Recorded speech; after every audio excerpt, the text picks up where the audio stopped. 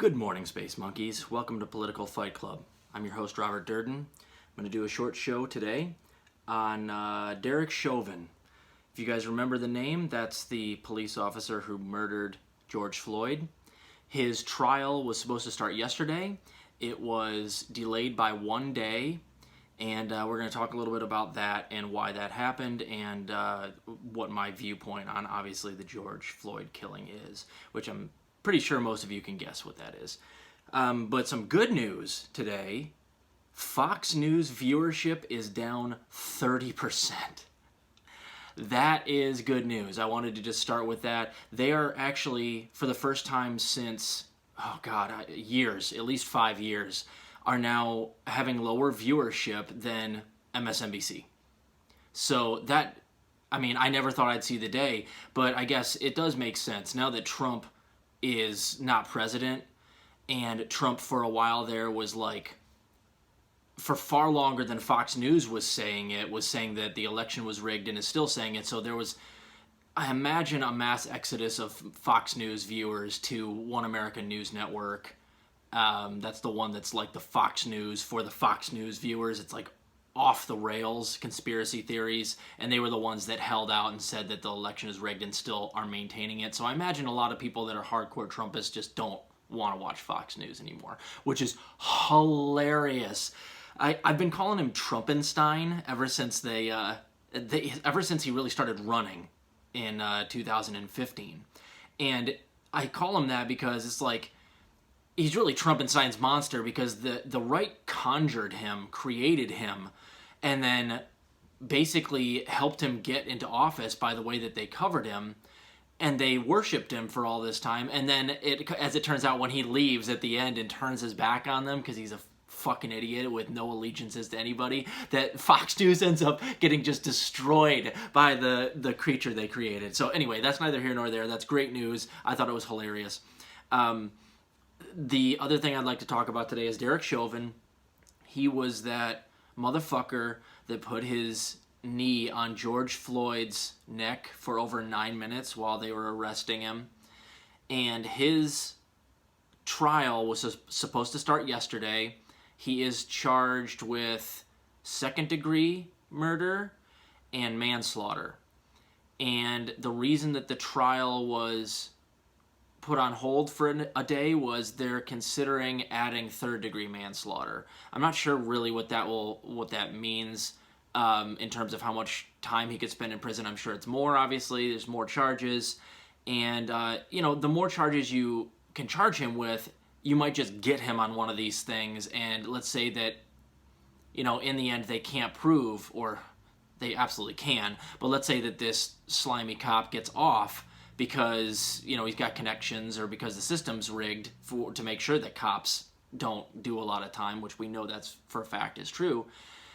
Maybe they do nail him on third-degree murder instead of second-degree, and he still does time. So it's good that they're adding more charges, but the jury was supposed to be picked yesterday. They're being picked today, and if you want my opinion, I want him to go to prison. I've seen the video. You guys have all seen the video. I think he committed murder. I think he committed first-degree murder, because George was obviously calling for his life, for his mother, begging for minutes. And at some point you had to think, well, at some point this guy might just die under my knee. Maybe I should just relax. He's in handcuffs. That's first-degree murder, in my opinion, but I'm not a lawyer. The one thing I would like to bring up that is extremely bad, and extremely good for us, but an extremely bad argument for one of the lawyers, is I saw what the defense is trying to push to defend Chauvin, and it's literally like George Floyd had small amounts of methamphetamine and fentanyl in his system, and those have been known to cause respiratory distress and kill people. So they're arguing that, and this is a super controversial way to defend somebody, that because he had drugs in his system that can cause respiratory distress, that it's not murder, or that it's not as bad a murder, or that it could have happened to anybody. Can anybody out there that's watching Fight Club tell me the flaw in this argument? Because it seems so easy. You got it. George Floyd would not have died with that small amount of fentanyl and methamphetamine in his blood had Derek Chauvin not put his knee on his neck. He was walking around fine, he was talking, interacting, acting very much normal, and he had small amounts in his system. They were probably at higher amounts. If this is true, they probably were at higher amounts in his system hours or days beforehand, and he didn't die then. So, and the defense is obviously making this, or the prosecution is obviously making this point. They're like, well, obviously, like, George Floyd would not have died had the knee not been on his neck, regardless of those drugs. So it's a bad defense. It's a bad argument. And I'm actually I'm impressed that they're actually going with that defense, because they're going to get killed. So that is good news, but it was bananas that I saw that that's actually what the defense of Derek Chauvin is going to be. And it's never going to fly. You're never going to be able to be like, well, it's okay for police to kill people as long as they have a little bit of drugs in their system at the time. Like, you're out of your mind. They're going to get killed. There's no way. But the system is so rigged in favor of the police that do this. I still don't think that Chauvin will get charged, or he'll actually end up in prison for the rest of his life, which he should. Does first-degree murder. Anyone else does that same thing on the street, we get life in prison, especially when it's on camera. So, but because he's got the shield on his chest and he's got connections, he'll probably do a little bit of time, and then he'll probably be out within a decade. So the jury is being picked today. Let's keep an eye on this. This is a landmark case, guys.